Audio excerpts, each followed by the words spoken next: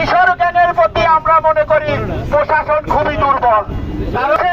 এক সময় এই জঙ্গি দমনের জন্য সামাজিক সচেতনতা ছিল, পাশাপাশি পুলিশ প্রশাসনের খুব ভালো একটি অবস্থান ছিল।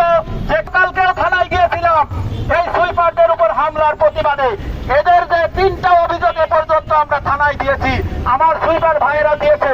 কিন্তু শ্রমিকদের চেয়ারম্যান আল কামরান ভাই, শ্রমিক নেতা আল কামরান ভাইকে তার মূল্যবান বক্তব্য দেওয়ার জন্য বিশেষভাবে বলা হচ্ছে। ধন্যবাদ মিজানকে।